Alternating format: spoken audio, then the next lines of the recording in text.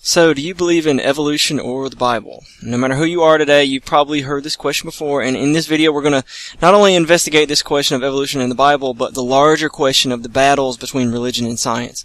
Now, for our first battle, I guess, between religion and science, let's take a look at evolution. In 1859, Charles Darwin published his theory on evolution, a much longer title, which I'm not going to bother boring you with. It wasn't the first one, though. Charles wasn't the first. This theory had been around for a long time, and different people had pushed it in different ways. So, Epicurus first proposed the idea, as far as we know, around 300 BC. Now, the idea that Epicurus proposed, he was a Greek, was that the universe was composed of particles that he called atoms, which is where our word atom comes from. And through a process he called the swerve, these particles slowly developed into everything that exists, including life, the gods, everything. Okay? And he called the whole thing evolution, which is where our term evolution comes from. Okay? Now, the weak point in Epicurus' idea was this swerve mechanism for how evolution could possibly work. Now, what Charles Darwin did was he proposed the first mechanism for how evolution could work that actually made some sense. I think the one right before him sounds really dumb to us today. But Charles Darwin, he said that life forms will have variation in each generation of new offspring. So, litter of puppies, some are going to be bigger, some are going to be smaller. Some are going to have a spot, some are going to be all black. There'll be variation, okay, in each generation. Some of these variations will make creatures more likely to reproduce than others. So if there is a variation that makes a creature more likely to reproduce than others, then these variations will eventually come to be prevalent in the group of animals as we move through many, many generations. And there's a large enough group for there to be enough variation. Eventually that variation will distribute itself throughout the group over time as the old die off and the new come to be. You got it, yada yada. Alright? We call that evolution. Alright, now, this is actually a pretty simple idea, and it does make a lot of sense.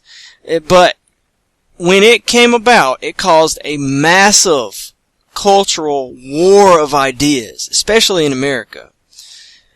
Here's a quote from Wikipedia. The Scopes trial, formerly known as the State of Tennessee versus John Thomas Scopes, and commonly referred to as the Scopes monkey trial, was an American legal case in 1925 in which a substitute high school teacher, John Scopes, was accused of violating Tennessee's Butler Act. And the Butler Act had made it unlawful to teach human evolution in any state-funded school. Now, the specific results of this trial were really unimportant to the larger picture. The real battle was between religion and evolution in 1925 in America. Now, many will argue that God created the world and that life, therefore, did not evolve. But those who say so are they're not ignoring science, they're ignoring the history of Christianity. The simple idea of evolution isn't really a contradiction with Christianity. Now, this point is critical for you to understand. As Jesus would say, "Verily, verily, I say unto you." This is key to the whole video, okay? If you get this concept, then everything else I'll say will kind of make sense to you, okay? A greater God would be able to create the universe and never have to intervene in it.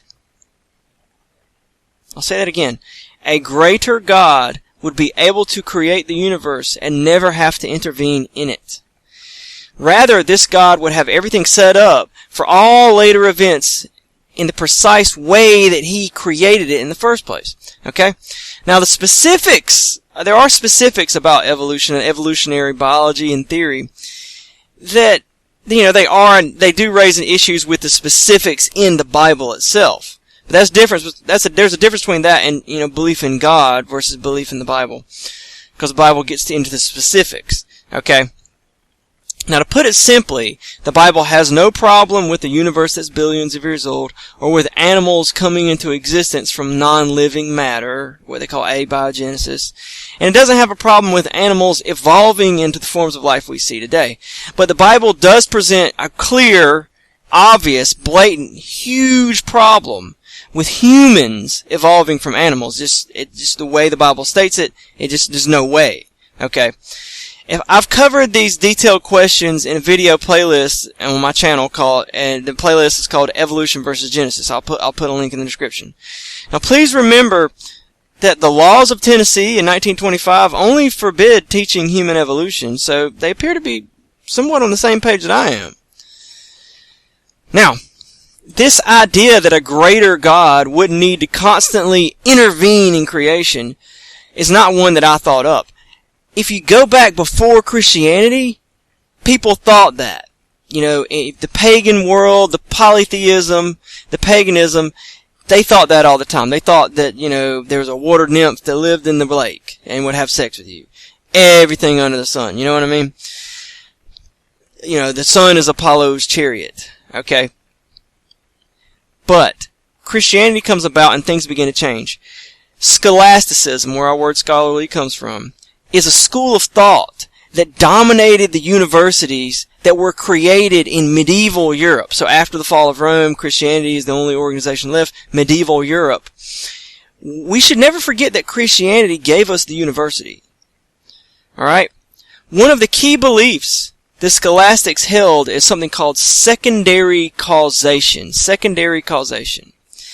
They believe that God created each thing in the physical world with its own intrinsic potentialities, so that everything created is itself empowered to evolve independently in accordance with natural law. In other words, God created the world in such an ordered way that it can operate on its own. There are laws which God set up that govern how it works, and it operates according to those laws. This meant that the world would be consistent and ordered. And so this gave them the motivation to create this thing called science, this concept of what are the laws of science. This is where that came from. The idea of scientific law, natural law, the laws of physics, the laws of thermodynamics, laws of chemistry. So they believe that as humans discover God's laws, they're discovering how God designed the world. Now, this idea of secondary causation was not always accepted, and it often drew criticism. But the interesting thing is that the modern discovery of natural laws, like the laws of physics, chemistry, or thermodynamics, are actually an evidence that the scholastics were the ones who were right in the medieval times. In other words, as science exploded and came to be this amazing thing, and they discovered laws of physics and chemistry, that proved that the scholastics were right, and their critics were wrong. Now, from a theological perspective, on, what does it have to do with God, this idea of secondary causation makes sense. Theology is the study of God, and clearly, if God exists, He is a great being. A great being is one who can create a world that can run efficiently on its own. If you've ever designed a mechanical device, you understand that the better it can run without you needing to check on it, then the better its design is. In other words, Darwin's theory of evolution is an idea that gives glory to a great God. In fact, the God that has to intervene in the world to keep things working the way He wants seems like a lesser God. Now, this is where we need to define the word irony. Scientists tell us that you don't need God to explain why things happen. In the past, miracles and supernatural beings explain why things happen, but now we can explain them with science. Formerly, demons caused craziness, but now we fix it with medicine and chemistry. Formerly, the planets were God, but now they're just rocks orbiting the sun. Do you see the irony? This idea that we don't need God to explain every little thing that happens is the idea of secondary causation that was given to us by Christian monks. The scholastics, the particular sect of monks. A truly great God would not need to intervene. So this idea that it's supposed to destroy any need for God is really a cause to worship God. Now, this leads us directly into the God of the Gaps question. If you don't know, many scientists feel that invoking God to explain why something happens is lazy science. If you keep searching, then you'll find an explanation and not have to use God to explain things. We have many believers in God who explain the gaps in our scientific understanding with God did it. So atheists tell us that we have filled so many of those gaps in the past. The gaps in science today are the scientific laws and the knowledge of tomorrow. Again, the problem is one that we covered earlier. The less God has to intervene, then the more worthy of worship He is. A truly great God would really only need to act one time, and that action would account for all events in history. He could make one choice that is so well thought out that it prepares for everything. So while atheists tell us that God exists only in the gaps of scientific knowledge, which are constantly shrinking, so therefore our need for God is constantly shrinking, they're dead wrong.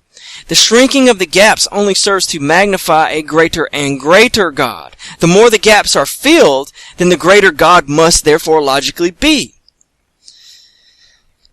Therefore, science is really an act of worship, not a destruction of God. But we shouldn't forget that the issue of evolution of humans themselves. Now, this presents no problem for the glory of God, but the biblical book of Genesis seems to say that humans did not evolve. Genesis tells us that as each new form of life came out, each new animal form, God has said, let the earth bring forth this, and let the earth bring forth that. Or let the seas, yada yada, let this, okay. But Genesis tells us that God did something very different with humans. God intimately involved in the creation of humans in a story that it invokes the concept of intimate love. So, why God would do this is really a question for another time. Here we must simply say that it should not surprise us if God is hard to understand. Why would He not be? Now, in this case, the believer in the book of Genesis simply has to say, humans didn't evolve. Alright? The scientific research in the beginning of humans is actually undergoing constant change. There's plenty of room to wait just until science finds new evidence and shifts again. Alright? When someone argues that you are ignoring the evidence, remind them that the evidence shows that the physical universe began to exist 14.7 billion years ago. The universe has a birthday. Most atheists are holding out for evidence about the birthday of the universe, which will, new evidence that will affirm that the world has actually always been here. It doesn't have a birthday. It's just changed forms. Now, they'll try to dress up what they're saying with fancy words and say it a million different ways, but really what they're saying is exactly what I just said. Now, obviously the universe has a birthday. If it has a birthday, then either God created it or it came into existence for no reason at all. So if atheists are hoping for the science to shift, otherwise they're going to have to start explaining things with nothing at all. Why did this happen in science? How do you explain why this rabbit, migrated over here? Well, I explained that with nothing. Nothing explains that. I mean, nothing is an even worse God of the gaps problem than God. If you could just explain things with nothing happened, that's why it happened. It's really dumb, because nothing has no properties that make it specifically anything. Like, what could you not explain with nothing? If you're going to explain anything with nothing, then you can explain anything with nothing. Alright, now, since we have now defended Christianity from these supposed attacks by science, we can go on the offensive. I will assert that atheism destroys science. I have a video on it. Find it in the description. It's called Atheism Destroys Science. Okay? Enjoy. Thanks for watching, and God bless.